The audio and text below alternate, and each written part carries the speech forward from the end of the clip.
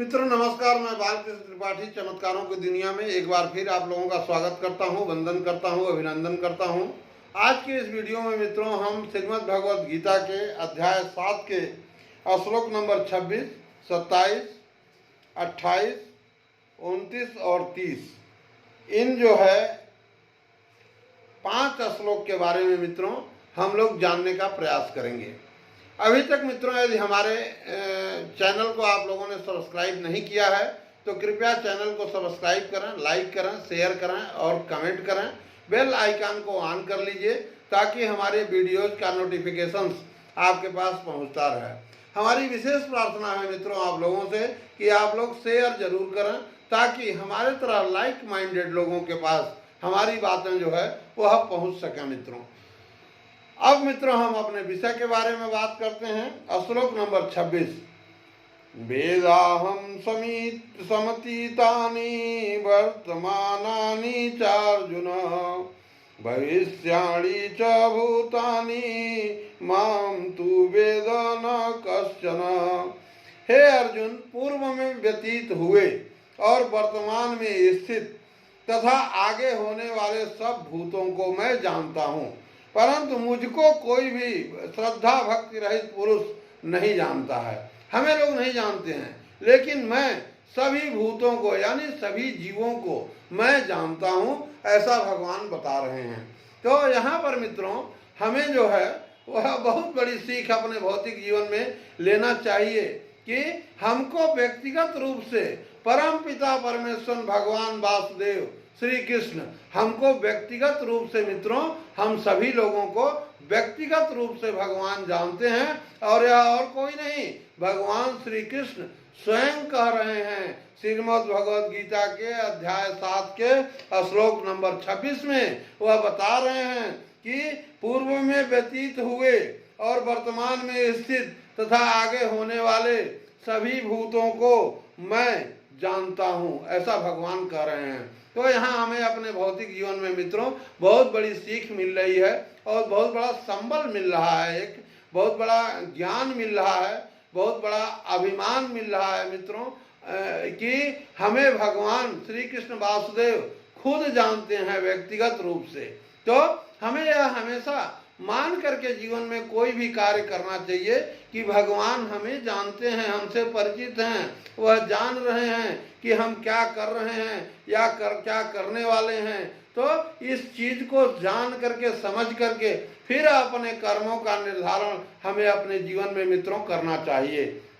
श्लोक नंबर 27, क्यों भगवान को हम नहीं जानते हैं, यह श्लोक नंबर 27 में भी भगवान खुद ही बता रहे हैं।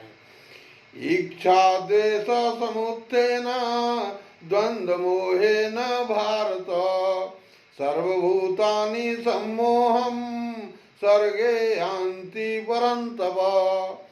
तो यहाँ पर भगवान बता रहे हैं कि हे अर्जुन, हे भरतवंशी अर्जुन, संसार में इच्छा और द्वेष से उत्पन्न इच्छा और द्वेष सुख दुखादि द्वंद्व रूप मोह से संपूर्ण प्राणी अत्यंत अज्ञानता को प्राप्त हो रहे हैं और इसीलिए वो हमको नहीं जानते हैं लेकिन उनको मैं जानता हूँ, ऐसा भगवान कह रहे हैं। तो यहाँ पर हमें भौतिक जीवन में मित्रों शिक्षा क्या लेनी होगी कि हमें इच्छा और द्वेष से मतलब इच्छा और द्वेष कम से कम होना चाहिए, होना ही नहीं चाहिए, ठीक है ना। और सुख दुख जो है वह एक समान होना चाहिए, एक समान अगर हम उसमें रह सकें और तो द्वंद्व में हम नहीं जाएंगे, और जब द्वंद्व में नहीं जाएंगे तब हम भी भगवान को जानने के प्रोसेस में रहेंगे, मतलब इस प्रोसेस में पड़ जाएंगे कि हम भगवान को जान सकते हैं और उसको लगातार यदि हम करते रहेंगे, उस प्रक्रिया में रहेंगे, उस प्रोसेस में रहेंगे तो हम भी भगवान को जान जाएंगे। श्लोक नंबर 28, येषां त्वन्तर्गतं पापं जनानां पुण्यकर्मणां ते द्वन्द्व मोह निर्मुक्ता भजन्ते मां दृढ़व्रताः। इसमें भगवान बता रहे हैं कि परंतु निष्काम भाव से श्रेष्ठ कर्मों का आचरण करने वाले जिन पुरुषों का पाप नष्ट हो गया है वे राग द्वेष जनित द्वंद्व रूप मोह से युक्त दृढ़ निश्चयी भक्त मुझको ही भजते हैं। तो भगवान को कौन भजते हैं, यहाँ पर भगवान बता रहे हैं कि निष्काम भाव से, मतलब कोई कामना नहीं है, ऐसे भाव से श्रेष्ठ कर्मों का, अच्छे कर्मों का आचरण जो लोग करते हैं तो उन पुरुषों का पाप नष्ट हो जाता है। और जब पाप उनका नष्ट हो जाता है तो वह राग द्वेष जनित द्वंद्व रूप मोह से मुक्त होकर के तब हमें वो भजते हैं और हमें अच्छी तरह से जानते हैं। भगवान ऐसा श्लोक नंबर 28 में बता रहे हैं मित्रों। तो यहाँ पर हमें भी अपने भौतिक जीवन में मित्रों का क्या जानना होगा, क्या करना होगा कि हमें भी निष्काम भाव से श्रेष्ठ कर्मों का प्रतिपादन अपने जीवन में मित्रों करना चाहिए। कोई कामना नहीं है, कोई हमें अच्छा कहेगा बुरा कहेगा क्या होगा इसका कोई मतलब नहीं है, लेकिन हमें बिना किसी कामना के श्रेष्ठ आचरण करना चाहिए। और इससे होगा क्या, इससे यह होगा कि हमारे जो पाप हैं वह समाप्त हो जाएंगे। और पाप जब समाप्त हो जाएंगे तो हम मोह से विमुक्त हो जाएंगे। और जब मोह से विमुक्त हो जाएंगे तो भगवान वासुदेव जैसे हमको व्यक्तिगत रूप से जानते हैं, हम भी उनको व्यक्तिगत रूप से जानने लगेंगे या जानने के प्रोसेस में आ जाएंगे मित्रों। तो यह बहुत बड़ी बात भगवान यहाँ पर बता रहे हैं। श्लोक नंबर 21, जरा मरण मोक्षाय मामाश्रित्य यतन्ति ये ते ब्रह्म तद्विदुः किंसन्माध्यात्मं कर्म चाखिलम्। श्लोक नंबर 29 में भगवान बता रहे हैं कि जो मेरे शरण होकर जरा और मरण से छूटने के लिए, मतलब बुढ़ापा और मृत्यु से छूटने के लिए यत्न करते हैं, वे पुरुष उस ब्रह्म को, संपूर्ण आध्यात्म को तथा संपूर्ण कर्म को जानते हैं।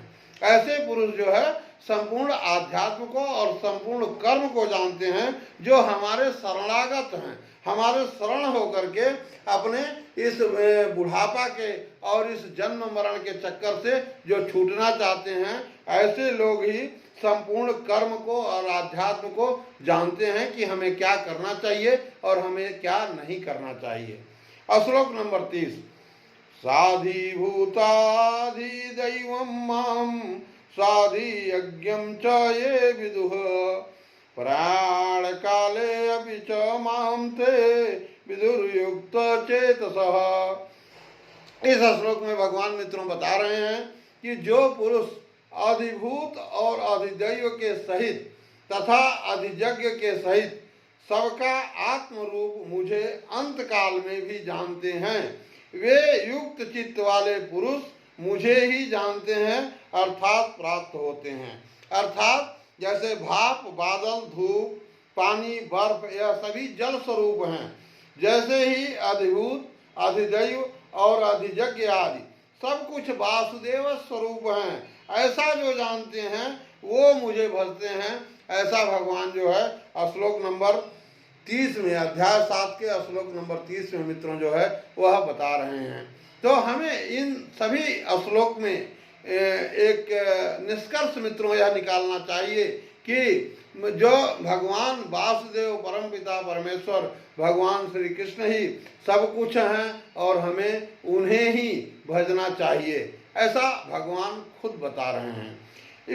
बाकी इस श्लोक में जो अधिभूत, अधिदैव, अधियज्ञ ये सब शब्द आए हैं मित्रों, इन शब्दों को हम क्या है वास्तव में ये चीज़ें, यह हम लोग अगली वीडियो में और अगले अध्याय में यानी अध्याय 8 में भगवान श्री कृष्ण से अर्जुन जो प्रश्न कर रहे हैं वह भी, जैसा हम जानते हैं कि आपके दिमाग में भी यही प्रश्न होंगे, तो अर्जुन भी भगवान से यही प्रश्न कर रहे हैं मित्रों। तो उसको हम आगे अगली वीडियोज में जानने का प्रयास करेंगे मित्रों। इस वीडियो को हम यहीं पर संपूर्ण कर रहे हैं। आप अपना अच्छे से ख्याल रखिए। हम मिलते हैं अपनी मित्रों अगले वीडियोज में। बहुत बहुत धन्यवाद।